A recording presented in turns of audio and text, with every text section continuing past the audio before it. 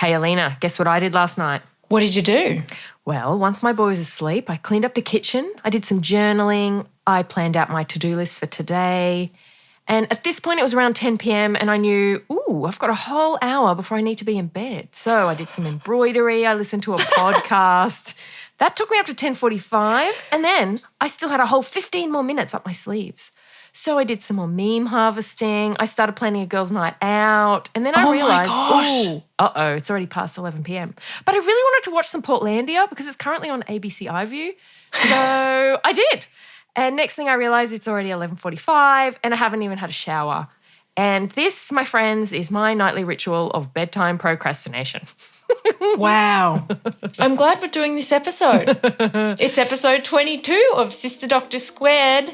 We're back. It's two sisters, two PhDs, relentlessly curious about too many things.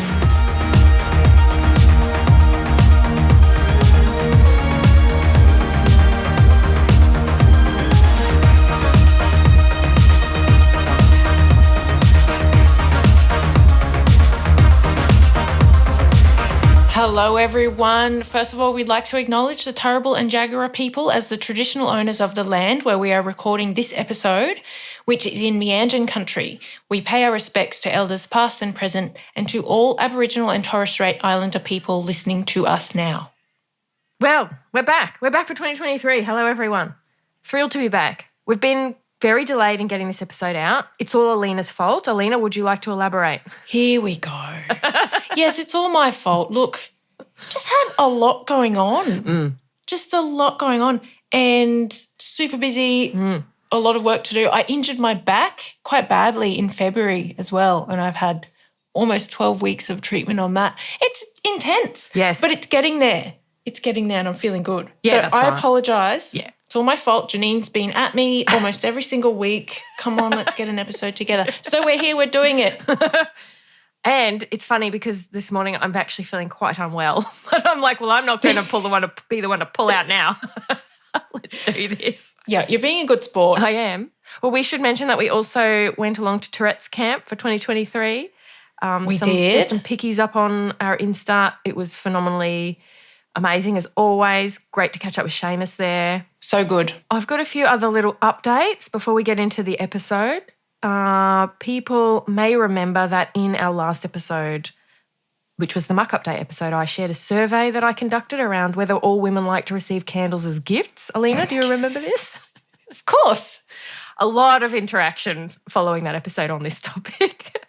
Alina, you may recall that 30% of the women I surveyed said absolutely not. They do not ever want to receive a candle as a gift. And I'm pleased to report that listener and Square Morgan got in touch to share that he did continue collecting data and the results were consistent. So I'm feeling very validated. Wow. Oh, he collected data. He did. He continued collecting data. He did the survey himself so that we had some male perspectives. No. He continued among his female circle. Oh, thanks, Morgan. That is very nerdy. I know. And I think I do have to share that I was lucky enough to head over to Perth to see Queen Bjerg. Yes. And it was as amazing as anyone could hope. This was her only show in Australia. I did not have the money. I did not have the time. But, of course, I just had to make it happen. And you went somehow, friend and Square Rachel joined me and just wow. And I do have to share that at one point our queen started wrapping things up and I turned to Rachel and went, sounds like she's wrapping up. Can't be over yet. She's only just started. And it turns out she'd been going for like an hour and 40 minutes. So we were so consumed by her awesomeness that we lost track of That's a good show. Yeah. And flashback to our episode. I didn't join you, which reinforces how much I've had going on that I declined going to see Björk live. Exactly. It was a sad time, but it was great for me. Good for you. Did you manage to get backstage? You said you were going to try. No. We had like middle of the range tickets and in hindsight I would have, if I could go again, I would totally pay for the top level without hesitation. It was pretty amazing. But Just it was make still sure good. she knows that you're going next time. Okay. Make sure she's aware our people can talk to her people Okay. and then you might get backstage. Rachel and I did face paint as an homage to her. It was pretty fun. I know, that was great. Yeah, was good. wonderful. All right, so in this episode, we are talking about bedtime procrastination. And as you heard in the intro, this is certainly a huge issue for me. And we know it is an issue for many, many people. So, Alina, would you like to kick things off with the paper that you've been exploring? Yes. Well, I'm covering the study that introduced the term. This Cool. paper is called Bedtime Procrastination, Introducing a New Area of Procrastination. And the study was done by Flor M. Kreuser and colleagues. It was published in Frontiers in Psychology in 2014.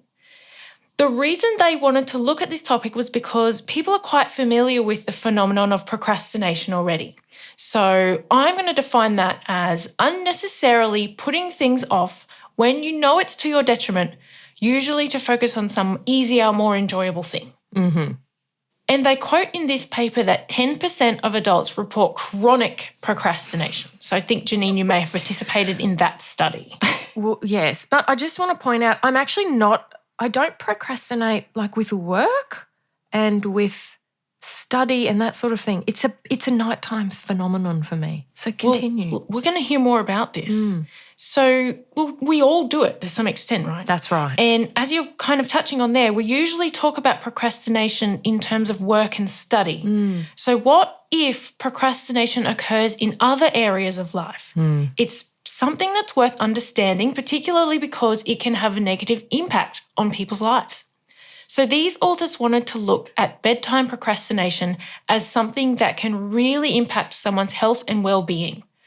Because, Janine, if you are delaying going to bed to stay up binging on Portlandia, then you're going to get less sleep.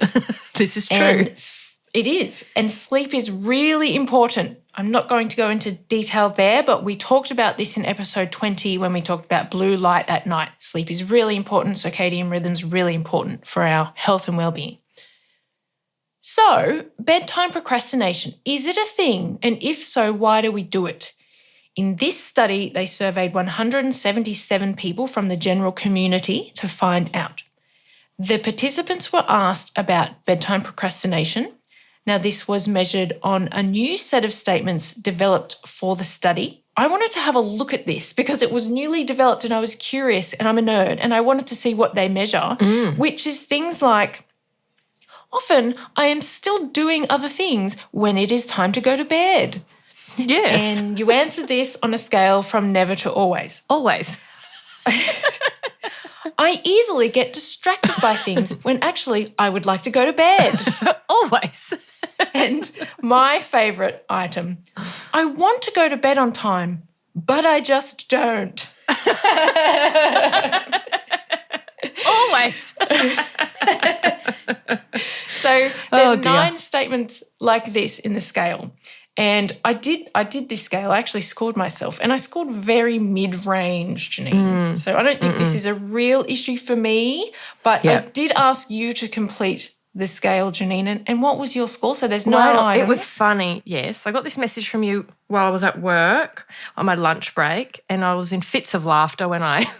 I mean, look, I know I'm doing it, but did I know I was doing it this much? No. I scored out of 45 a 39. Right. Your choice of bedtime really is in your control. You know, you don't work night shifts, you're not doing something. So, yeah, you have a problem and the first step is admitting that you have a problem, Janine. For me, it's a little bit muddled up because because of the work that I do, I often have meetings late at night. And so sometimes I have to stay up for work. And so when that happens, I'm often quite wired. And so I'll stay up afterwards and just keep doing things because I think, what else can I do while I'm up? So it's a little bit muddled up for me. So I think on a good night, I will just go to bed early and I won't have this issue. So back to the study. Now, they also asked participants about their procrastination habits more generally, about their ability to self-regulate, which is like how much self-control they have. You can see where this might be going, Janine. Yes. And, of course, they asked about their sleep outcomes. So how many hours of sleep they get each night, how often they feel tired during the day, and how often they get insufficient sleep. So here's the results. Most people in the study reported sleeping too little or feeling tired during the day at least once per week. Just under a third reported less than 6 hours of sleep per night on average. Yikes. Oh, no, I'm not that bad. That's good. I'm not. The average score on the bedtime procrastination scale was 2.8 out of 5. So this suggests there were moderate levels of bedtime procrastination in the sample of people in this study. You know why I'm laughing? Because I did my average, Alina. Oh, yes, 39 was your total score, yeah. Well, and sorry, what was your? 4.3 out of 5. 4.3 out of 5, okay. Well, that settles it, yeah. Maybe I would be an outlier in this study. I don't think so. So the more self-regulation one had, the less likely they were to engage in bedtime procrastination. Those who are prone to procrastination were generally more likely to also procrastinate on bedtime. So that makes sense, right? Yeah, it makes sense. But the results suggested that bedtime procrastination was more closely related to sleep outcomes than general procrastination was. So people with high scores on bedtime procrastination had worse sleep outcomes than people with high scores on general procrastination. Yeah, that makes sense. And bedtime procrastination seemed to be more important when it came to sleep outcomes than self-regulation. So what the researchers are saying here is that bedtime procrastination is a specific thing that seems to have a clear relationship with sleep over and above self-regulation more generally. Yeah, that would fit for me. And as the authors talk about in this study, what's really interesting about bedtime procrastination specifically is that this kind of procrastination occurs late in the day when you're probably already tired and have less willpower. Yes, So- definitely. There you go, yeah. Bedtime procrastination is also unique in that, unlike other things we might procrastinate on, going to bed isn't really aversive, right? For most people, it's not something that we typically don't want to do or avoid. You know, like we avoid, cleaning the house or paying the bills. Yeah. Yeah. For most people anyway, not for me. Sleeping is one of my favourite things to do. Same, I like sleeping. But I like doing other things more. Well, this is what we're talking about. So Exactly. yes, it's kind of a special case because it's less about not wanting to go to bed and more about not wanting to stop whatever it is Yes. you're doing instead. That's exactly right. Which is, what are you doing instead, Janine? I told you. Everything. No, really. What are the things that you're doing instead? I'm reading. I am messaging friends. I am collecting memes. I am doing embroidery. I am doing craft. I am listening to music. Yes. And sometimes television. Not that much. It's more active for me. It's all the things that you have not had time to do during the day. Exactly. That's what it is. It is my time to actually do enjoyable things. I've been working hard all day. Now I want to do some fun things. I'm glad you did confess to the memes thing because I was going to dob you in for that. If you were going to say, I'm doing important things that, you know, it's all productive, I was going to say, it is. There's Sometimes a fair it bit is. of meme sharing that goes on in that time as well. I am doing other things too. I'll be doing research into various topics. I'll get into one of those later. I do. Memes. I'm doing things I enjoy. Memes. And that includes research and harvesting memes. I do enjoy that. It brings me a lot of joy, Alina, as you know. Harvesting memes. Lovely terminology. So Yeah, you daily I go down into the meme mines. I got that joke from a meme. of course you did. We're getting off track. Focus. Look, no, that's it. So that is a summary of the study. I will say that, of course, this is a survey, so it's an observational study. So we can't say from this study that bedtime procrastination causes sleep problems. The study can only say that they are related. It could be the reverse. It could be that already having sleeping problems and feeling tired all the time and reduces people's self-control so that they do more bedtime procrastinating. Well, what if I don't have insomnia, but if you did and going to bed was actually a source of stress and dread for you, it could go that way as well. Yes. Where you And I actively relate to avoid that going to bed at and do fun times. things. Yes, I Yes. definitely relate to that at times.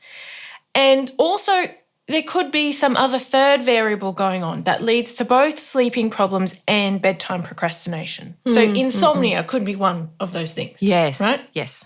That's right. It's important to point out it's never as simple as this causes this, is it? Well, not when this is not an experimental study. They have not done a trial where they randomly assign people to see, what the outcomes are.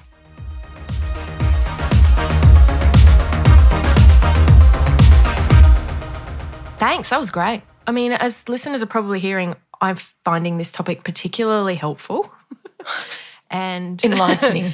Yes. I did not realise the extent of my problem, but I'm owning it now, and I'm really looking forward to sharing what I've learned, because the paper that I'm covering is by Teo and Wong. They're from James Cook University in Singapore, and it's just come out this year, 2023.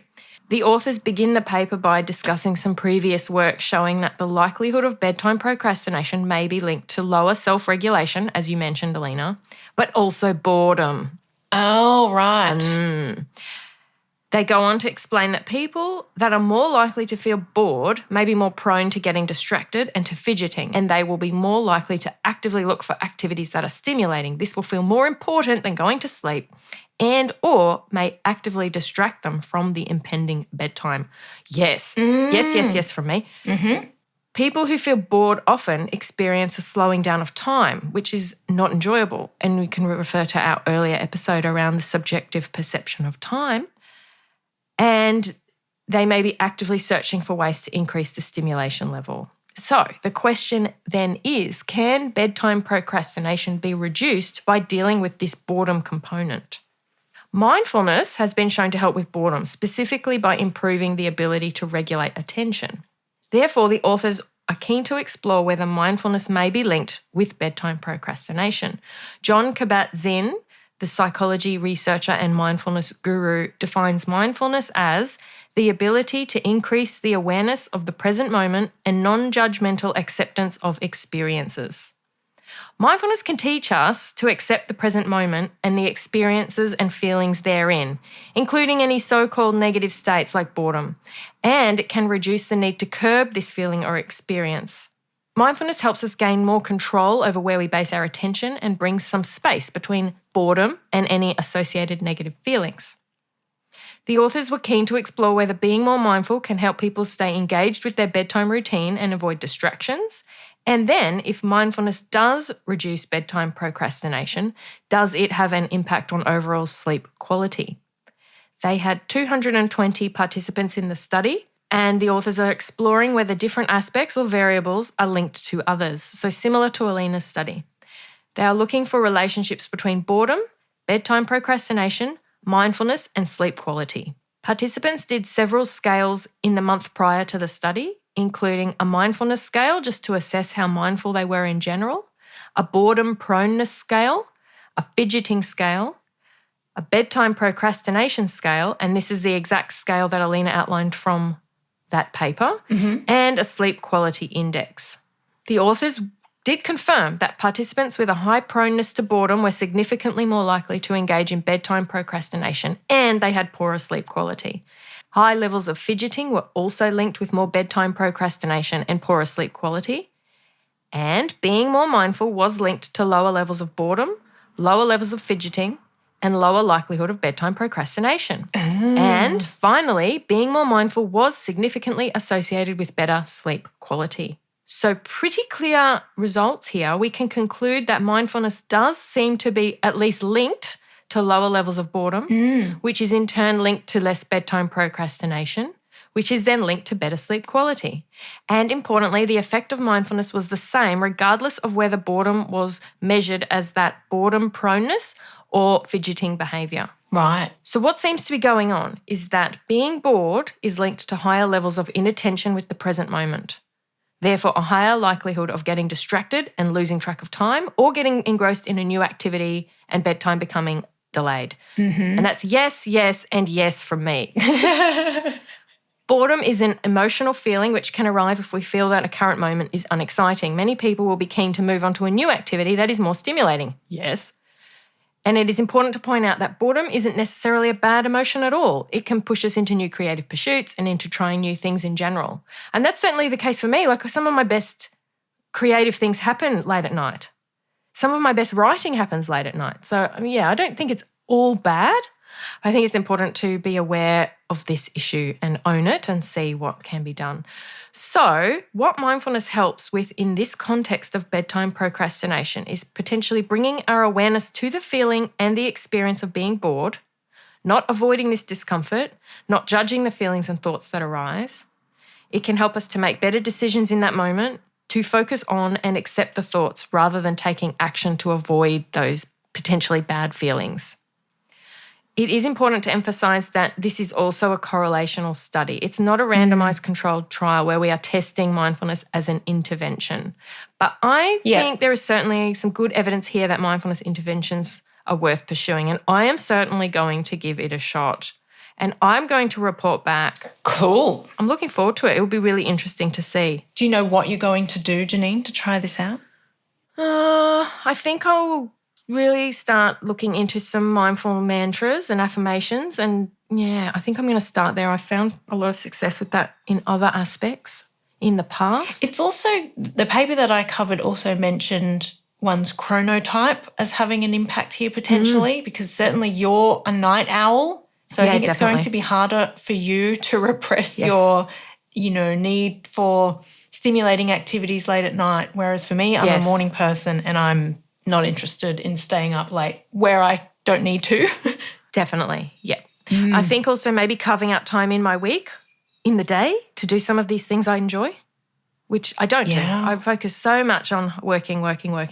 So, yeah, there's a bit of, people maybe are aware of the revenge bedtime procrastination where you are actively going, I'm not going to sleep because I haven't had enough time for me. Yes, and I think this might be quite common among parents of young children. Yes. Such as you. Yes. Well, sometimes it's 9:30 or 10 when I'm clocking off as a parent. Yeah. And then okay, now what would I like to do? And I think the boredom component, when I started reading that paper, because I wasn't really aware of why I'm doing this. I knew I was doing it, but the boredom really, it was telling. And I wanted to bring up, Alina, do you recall that you were at my place 1 or 2 weeks ago and we were hanging out in the morning and I'd said to you, I need to go to an appointment and I need to get there at midday. The appointment's at midday. It was 11 a.m. and you were like, oh, well, I better go because you've got to go. And I went, no, I don't need to go yet. And you went, but you should be making tracks. Nah, I've got ages. There's so many. And I said, do you remember I said, there's so much more I can fit in before I have to go. And you were going, but why don't you just go and then chill out? And I'm like, what? Do you remember? I said that would be so boring. Yes, which I could not relate to because I would much rather, because you were going somewhere where it's notoriously hard to find a park. So I was saying go. Yes. Give yourself plenty of time to find a park. Yes. So that you don't have to stress when you get there and there's no parks and you have to drive around for a bit. Yes. And if you do happen to get a park straight away, no worries. Then you can just sit in your car and chill for a bit. And that idea was just abhorrent to you, whereas to me, the idea of getting there and being stressed about being late because I can't find a park, that is abhorrent to me. Very different. And do you remember, I did get there quite early and I was sitting in the waiting room texting you, I am so bored. Yes, I think you texted me with your anger saying this was a stupid idea, now I'm bored. Where I was just thinking, well, now you can use that time to do something when you're already there. I couldn't do the things I wanted to be doing though. Fair enough. Well, Janine. It's funny. All you need to look at memes is your phone. It's funny. Yes, so I've really enjoyed this topic. I will definitely be being a lot more mindful about this and seeing how I go. Yes, it's been really interesting for me too, and I've certainly learned a lot about how different you and I are and also how this might be an issue for people. And like I said, we focus on procrastination in terms of work and study, but there's so many things that people might procrastinate on. Think about things where there's no deadline. Like there's no deadline for getting out of a really bad job or getting out of a really bad relationship. These are also things that we procrastinate on because they're hard. Yes, because we're avoiding just the yuckiness of it. Yeah. That's true. All right, everyone. You know what time it is. It's Inner Square time. Alina, I don't know about you, but I have a massive backlog of inner squares, but would you like to go first? I'll go first. So mine's a very recent one. As you know, was it just last week? I broke 2 of my small toes. And was it last week or the week before? It was recent. It was very recent. I think it was last week. It was a really interesting experience for me because I've never broken a bone before. No one in our family has. I've had all sorts of other injuries from my sporting days, but never broken a bone. So I really nerded out trying to understand everything on my X-ray report.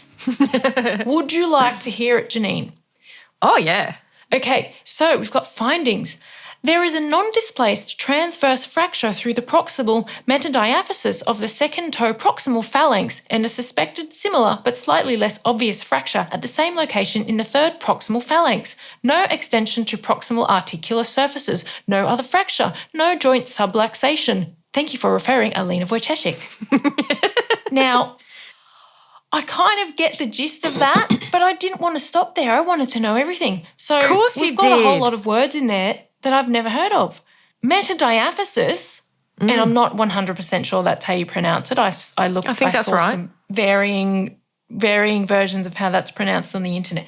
But anyway, so what is a metadiaphysis? Metadiaphysis is a portmanteau. So I thought, what's that? I don't know what that is. So then I looked that up. And according to Google, a portmanteau is a large travelling bag typically made of stiff leather and opening into 2 equal parts. And I thought, I don't think that's what a portmanteau is in this context. So I kept looking.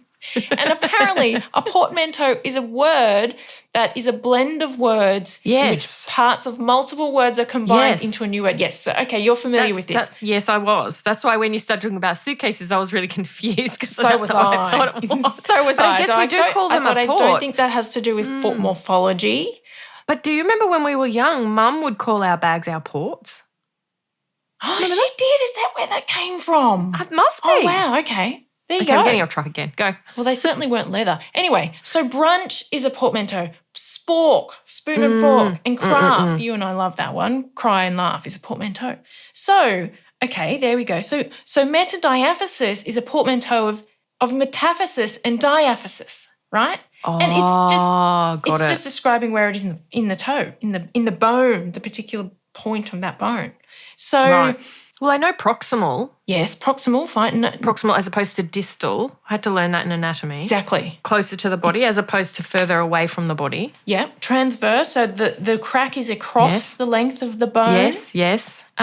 We've got no extension to proximal articular surfaces so that the crack does not go towards the end of the bone. Mm-hmm. No joint subluxation, so it's not dislocated, right? So I'm looking all of this up and I'm understanding the X-ray report. So then I thought I'm going to put together a new version of my X-ray report in plain language. Oh, this is brilliant. So here's what I've come up with. Alina, you have 2 fractures in your foot. They're in the second and third toe. One's not as bad as the other. All your bones remain where they should be. You don't need any further treatment. Take some paracetamol, ice your foot, and stop running around the house in socks. Kind regards. Oh, that's good. You know what? And that makes sense. You know what this has taught me? Okay, what are they? What are they? Radiographers? No, that's the person that does it. Radiographer is the person who does the scan. A radiologist is the person who interprets the results. Radiologists and writes up the report. Need to employ science communicators so that everyone can understand those reports. Because yours was extremely clear. Oh, that's funny. Alina, you mentioned that you were running around the house in socks when this happened. Do you want to elaborate on why? Not really, but I will. I was playing with my cat Mishka and we were playing chasesies and I was running and we have bamboo floors in our home so they can be quite slippery. I was in socks and I slipped over running and then slid foot first into a concrete wall and broke 2 toes. Also, but can you actually identify on the X-ray any shadowing or anything, because that's the part I stare at. I cannot find anything. It's an art form, isn't it, being able to interpret those things? Yes. I couldn't see anything. Obviously, I'm not a radiologist, so I can't see where it is. But that's why I was studying the report so much, because I wanted to see where is the fracture. Yes.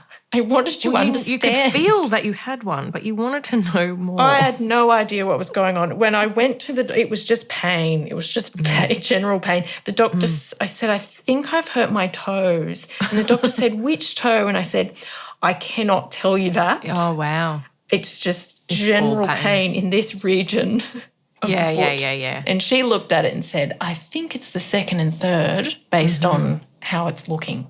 And we went from there. It's funny because it reminded me of, and this is what I'm going to talk about. Is it my turn? It's your turn. Okay, because I'm going to talk about updating my will, but slight tangent. Do you remember when I was first getting this drafted up a year or two ago, and you and I were just trying to understand it? Oh, the legalese. I went in saying, this is what I want, and you walk out going, I have no idea what any of this says. Oh, yeah. I need you to reword that too. But anyway, so I have been updating my will, but for the very specific component of what I want done with my remains when I die. And of course, being the square that I am, this has required loads of research. Yes. And look, this is one of the things I do at night when I'm procrastinating going to bed. Planning out what's going to happen when you die? Yeah. Okay. And going to great lengths to do all of the required research. My main considerations have been what will be meaningful and not too confronting for the family, of course, especially my son. And also, no surprises, how green and sustainable the process is. Yes. After much deliberation, I have decided to go with this thing called aquamation. And I started nerding out about this with Alina, saying, okay, I'm updating my will. This is what I want to do. And I want to tell you all about it. And you said, I don't know if you remember this, but you said, can you just save this essay and inner square it on the next podcast? Yeah, because I want to hear all about this, and I think I might have been busy at the time. But I thought this is useful for other people to hear about too. If you do want a more environmentally sustainable way of disposing of your dead body. Yes. So here we are. I am explaining it to you now. I think you know a little bit about it already. I do, a little bit. Look, this is not everyone's cup of tea. If you're a little squeamish about this stuff, you may like to skip forward for a minute or two. So aquamation is a form of what's called alkaline hydrolysis. What happens is the body is placed in a strong alkali liquid and heated up for just a few hours. The whole body gets liquefied except for the bones. And at the end of the process, the end result is bone ash. And it was your partner Mel who first introduced me to this idea when we were at the school fete earlier in the year. Because yes, this is the kind of stuff we talk about at school fetes. We were lounging on the picnic rug going, so what are you doing with your body when you die? Yeah. I'm just going to go get some ice cream, but before that, have you thought about aquamation? That's exactly what happened. But it's important to talk about this stuff. I think it's really important to talk about this stuff. Well, the reason this is becoming more popular as an option is because we're running out of land to bury people. There's so many reasons. Well, when compared to other options like traditional cremation and burial, it has significantly lower energy consumption, significantly lower greenhouse gas emissions. And I personally quite like the idea that the ashes can be scattered somewhere meaningful for me, and that no one has to be concerned with the upkeep of a burial plot. That's just my personal thoughts on the matter. Yes, that's fair enough. Is it called ashes when you do aquamation? Yeah, they do call it ashes, yeah. Okay. The funniest part, I've been consulting with a few companies that do it, just asking like, how does it work? What's the process? And one of them said, when the ashes are ready, we send them to you via Australia Post. I was like, okay. I don't know if I like that part. I hope it's registered post and you can track it. Anyway, so Alina, that is what's in my will. Now you know, and please comply if you are around when the time comes. Sure. And of course, everyone out there, you've got to just do what's right for you. I'm not pushing an agenda here. I just thought it was interesting and people might be interested to learn more about it. But I think so. It's always good to know your own research. Yeah. It's good to know what your options are. Work out what's best for you and have these conversations. I think it's important. And again, like this is what I do instead of going to bed at night is read about this. Well, I'm very happy because you do a lot of these things where you look into something and do the research for me so then I don't have to. So I don't have to go and look into this now because you've explained it to me and I can sort of I think I'm on board too. So I can just say, you know, it's like I'll have what she's having. That's funny. You're going to do it too? You reckon you would? Yeah, I think so. Nice. Okay, good. Well, go and get that noted in your will. I mean, you don't necessarily have to note it in your will, but I just like knowing that everything's all together in one place. I think it's useful because then the people left behind don't have to spend time thinking about what to do. Yes, exactly. That is because it's such a difficult time. And I remember when Mum died, that was, do you remember? Like, what songs do you want to listen to? What do you want to hear? What flowers do you want? You're just like, I don't want to even talk about any of this. We were quite young though. So if people have mapped it out and you know it's what they would have wanted, I think it's very helpful. Okay, you're going to go to the level of saying what songs you want at your funeral? Yeah, maybe. I'll do that tonight at 11 p.m.